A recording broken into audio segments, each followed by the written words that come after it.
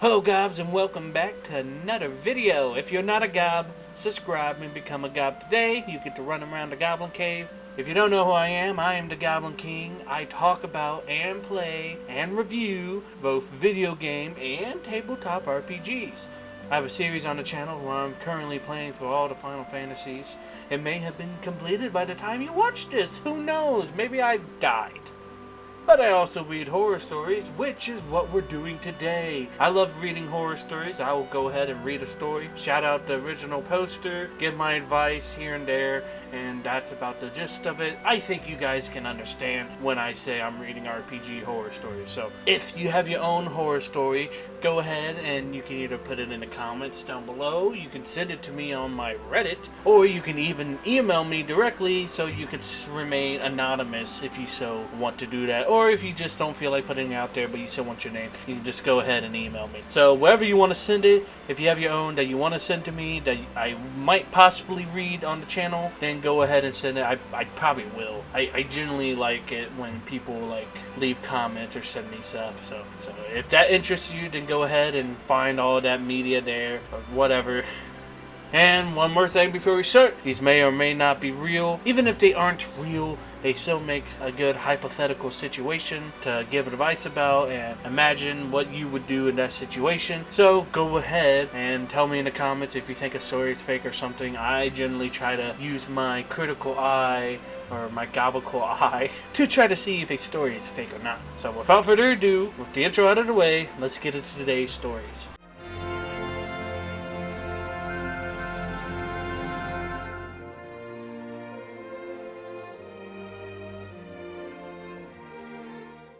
With our first story coming from GC1RPG, the LARP Killer.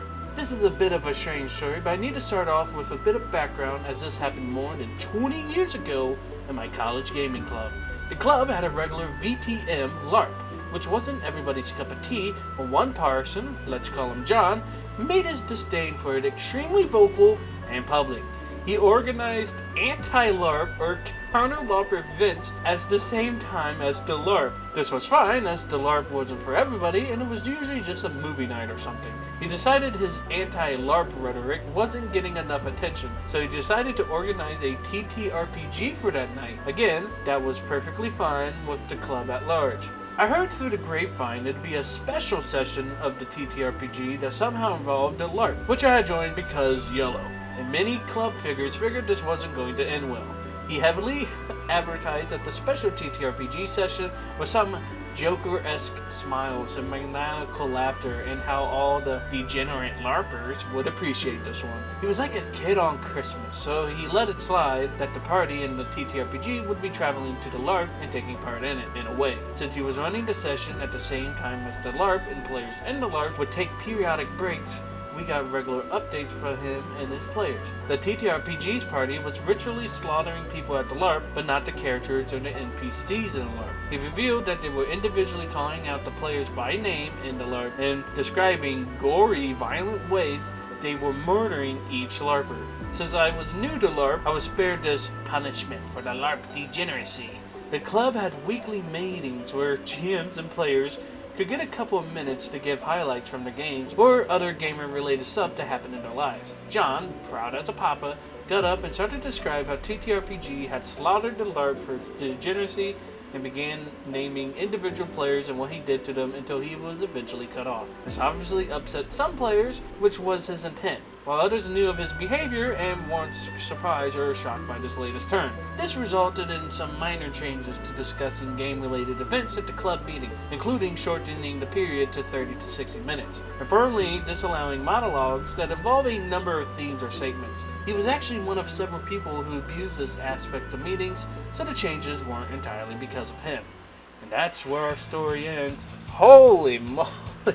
Imagine hating something so much you start a club that goes against that club. That is some like middle school level crap. Am I wrong about that? I could probably see high schoolers doing it, but definitely in middle school doing it. And they're in college, and just the way that he's having actual people be in the TTRPG and describing how he violently kills them. Is that not red flags for him as a person? I don't think normal people would have these thoughts, even in a fantastical settings. Like, even if the characters weren't exactly the people. But these were straight up, the characters were straight up real people that he had put into the TTRPG. That is like, what is it, sociopathic, psychopathic? I think it's all the pathics, okay?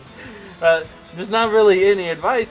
They should have kicked him out after this. I mean, I can't imagine. I mean, it was 20 years ago, so all these topics. But even then, this was in a secluded setting, or like a setting specifically for these type of games. So I think he should have been removed. I don't think people that have regular visions about killing real people in a fantasy setting should keep going to that club. As far as advice, maybe don't hate things that don't really involve you or hurt another person. Let people enjoy things, I guess. I guess that's advice. There's not really much to give, but man, some people are just so out there. Let's move on to our next story. Our next story comes from Cherry Bomb Boom Boom. DM kicks me out of the group because I looked up a spell. Okay, so this happened about 6 months or so ago, and I'm not asking for solutions, but just sort of a feedback sort of thing, because I feel like I'm in the right here. So I'm in a campaign with about 6 people total, counting DM, and it's going well-ish. The DM, will call her Sally. It's a very roleplay heavy DM. I don't have a problem with it, it just becomes tiring when she takes control of your player and does actions for you. It doesn't happen normally, but maybe every other session. But she is very prone to kicking people out. For instance, one of the younger players in our group, who was still time managed by her parents, was kicked out because she was picked up earlier than the end time. Obviously, I don't agree with this, but not enough to protest. After around 4 to 6 months of playing in the campaign, I'm enjoying the storytelling overall and do want to say in a group. Sally and I were friends outside of the campaign.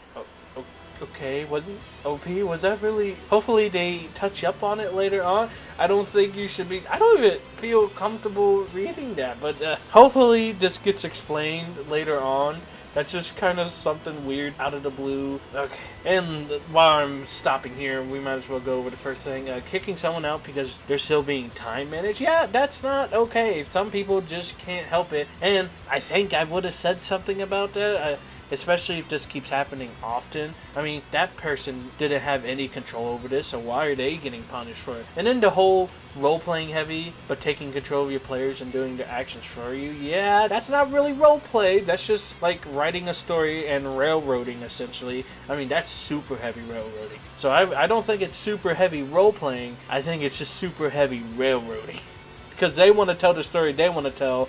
They don't want to tell a story in which the players get to add to it. But let's move on. One particular session, our party is on a boat heading for a large city when a large kraken thing attacks us. One of the mentor/guide NPCs uses a spell I don't know whilst in combat, Disintegrate. So while another player is thinking about what he'll do on his turn, I look it up in the player handbook. I see it does 40d6 damage. I show it to my friend sitting next to me, and he is just as surprised as I am. Sally sees this and asks what it is. So I show her, and she goes off on me. She tells me I'm not allowed to do that during combat because I could, quote, use counterspell on it.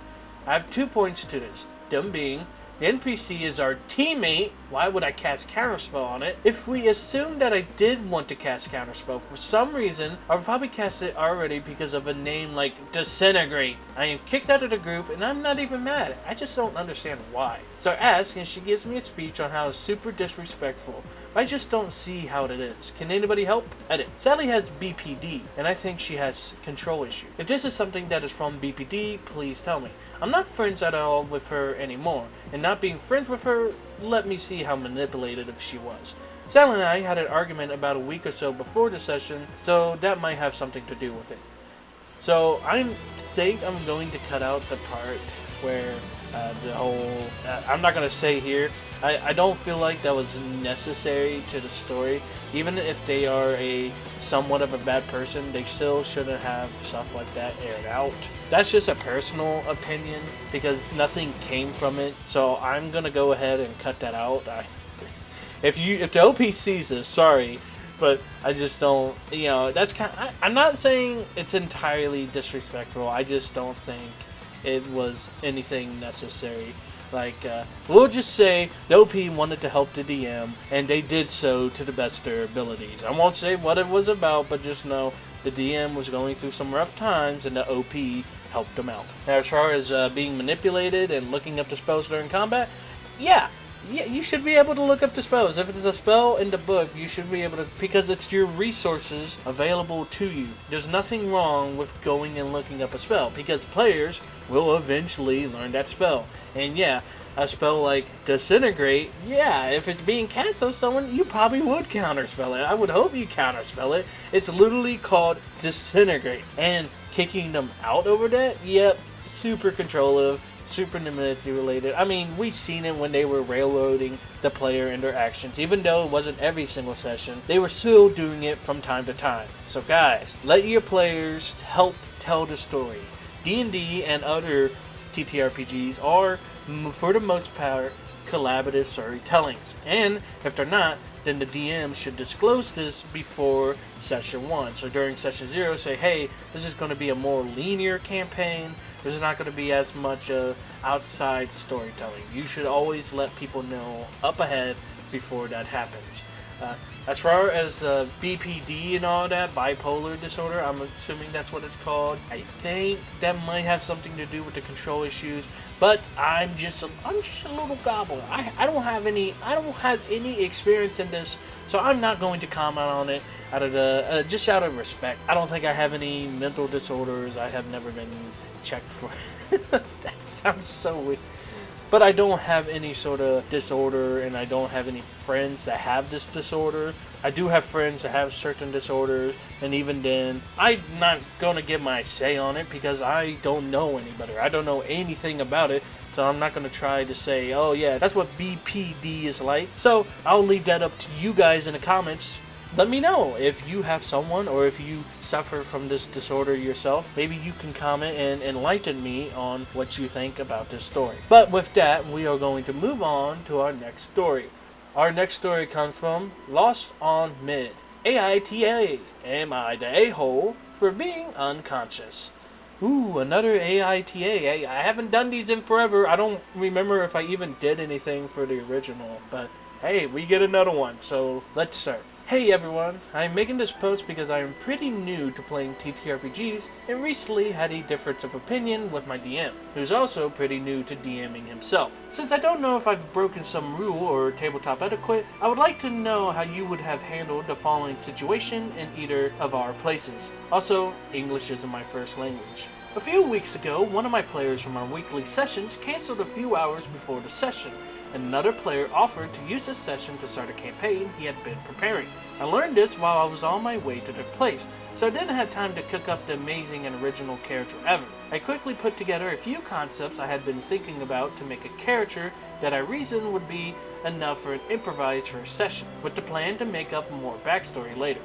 Before we started playing, our new DM informed us that the campaign would be starting in a small town where all of our PCs would meet and ask us where they would be coming from / why they would come to this town. I told him that he could make my character spontaneously appear from anywhere, unconscious and with no memories. He asked me why that would be, and I answered that my character was wearing a cursed necklace which would revive him in a random place without memories every time he died. I do not remember if he asked me more questions about my backstory, but I certainly know that I didn't give many more answers because I just hadn't figured out any specifics yet. As the game starts, player characters are making their way to town from different directions, some of them having met on the road and some traveling alone.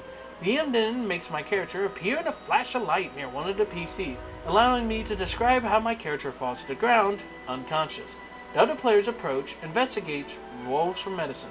The DM looks to me, so I describe that my character does not appear to be physically injured, but is quite obviously unconscious. A quick question to everyone who reads this. What would you do if you saw someone lying on the ground unconscious? You would look at them, sure, but wouldn't you eventually try to wake them up by shaking them a little or something? Because, spoiler alert, none of my fellow players or the DM ever tried that, and it's kind of making me question my sanity. Anyways, the other players then gently picks me up and carries me into town, looking for help, where they meet the other players and a local NPC who directs them to the end, where we meet an NPC who is obviously the first quest giver. They put me into one of the beds and then have in-character small talk while waiting for something to happen. while the DM doesn't seem to be willing to hand out the first quest while I am still unconscious. We are more than an hour into the game now, and every character has inspected my character multiple times, with no new information gained. Of course, I could simply decide to make my character wake up or tell the others what to do out of character, but I feel like it defeats the whole point of being unconscious, and I'm kind of baffled that no one has tried to wake me up yet. Eventually, everyone is at their wits' ends, and the DM just asked me how I was going to wake up, to which I responded that, since no one is trying to wake me up, I would probably sleep for a few more hours and then suddenly jump awake from a nightmare I was having. After some introductions, including the classic, "Where am I? Who are you?" you get from every amnesiac character, I joined the party and we continued the rest of the session without problems. Important to know, everyone theoretically now knows that simply be woken up when unconscious. A few weeks later, the campaign has been restarted with a slightly different cast of characters on a session where I wasn't there. So my character gets introduced in session 2. Once again, the DM asks me how I want to be introduced, and I tell him, same as last time. Just drop me off in anywhere at any time. DM does so, same spot as last time, and I'm immediately found by one of the new PCs and Silver Town NPC. However, no one tries to wake me up this time either. This time, I message the GM asking if some NPC can get the idea to just wake me up, but to no avail. Once again, everyone spends an hour and a half standing around my unconscious body having small talk while waiting for something to happen, until the group just eventually leaves, and the DM once again asks me when I want to wake up. Within like a minute, I describe my character suddenly waking up, speedrunning the dialogue with the NPCs left behind, and then going to find a party. After the session, the DM asks for feedback from everyone, and I tell him that the session was mostly good, but that my character introduction felt really sluggish. He seemed to be quite offended by this and tells me that it's my fault when my character just won't wake up, and that he can't do anything about it. After some backpedaling on both sides, we seem to be fine for now, but the whole thing seemed really weird to me. How would you have handled this as a player to DM? Do you think I should have given more instructions for waking up my unconscious character? Or do you think the DM should have asked if something about my character is unclear? I just wanted to read that all in one go because it all flows together quite nicely, and we got to the end to eventually what the player wants to know. Was the DM in the wrong or was the player in the wrong? Since this is an AITA, before I give any thoughts on it, let's roll. Or whatever. I forgot what I did last time. But it's happening now, isn't it? Okay, not the a-hole. While it might seem like maybe you should have just had your character woken up, I can get from doing things in game, especially with the other players. Yeah, you probably would want to wake up an unconscious person that's obviously not similar to the NPCs of the town. And you can even metagame a little bit knowing that this is a player character. Go ahead and wake them up to progress the story along. I think it's kind of on the DM's part, and they should have either just done it outside of character or nudged the other people like, hey, you should probably wake this guy up so you can keep them on. Especially if this is a group of friends, or even if it's not a group of friends, you always want the story to continue, not waiting over an hour to an hour and a half waiting for one of the player characters to wake up. If that is so, then just have them wake up in the story. Or that's about it. Have the player wake them up, or have an NPC wake them up, or hint at the other player characters to wake up the player that you're waiting for so you can get the quest and the story on a move. I don't think the player's an a-hole because the DM, while not always the Grand Arbiter, they are the storyteller, so they should be the one progressing the story alongside the players. Players simply state what they do in the story and add to the story that way. The DM is the one who's supposed to keep the story going. So if they were waiting for that player character to wake up, then they should have just had the player character waking up. And even if it takes like 5 minutes or so, you definitely should do it not an hour in. Like, come on, that's a waste of time waiting for one person to wake up, having the characters do in-group small talk. So remember, guys, do things as long as they keep the story going. If something's blocking you, or if a certain player character needs to be there for something to happen, then make it somehow in the story to make them show up. Even if it's like a Deus Ex Machina, is that what it's called? Even if it seems like out of place, they are just players and they are meant to be unusual. and unusual things happen to player characters and people all the time. So remember, you're the DM, you're the storyteller, so you make the story move with the players, and then the players let them, of course, add in on along the way. I don't think the introduction, in fact, I think the introduction is fairly well. Might have to tweak some things about when he died, but even if he does die and you have to introduce a new character, that's still a fun thing to see that same character show up later. I think the character idea is fun and all, and having them being introduced like that is a great way to slip them in. What do you guys think? Let me know in the comments below. And with that final story, we are at the end of the video. Thank you for watching these RPG horror stories, and as I keep saying, make sure you comment down below. Tell me what you think about these stories. Tell me what you would have done differently, and just try to enlighten me overall, because I am just a dumb little goblin at the end of the day. Don't ask me how I became king. Don't ask me! If you want to see when these videos go up and you use Twitter, I do have a Twitter where I share my videos every time they get uploaded.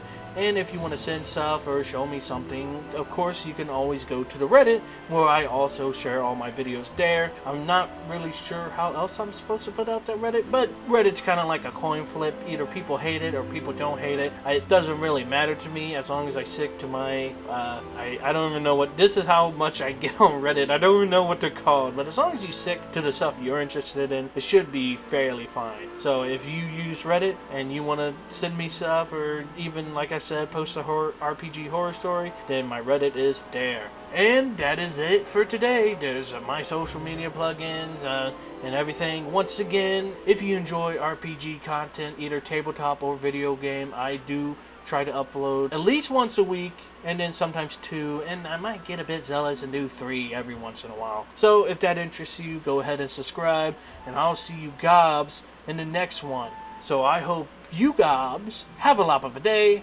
and may your adventures be clear of crappy people.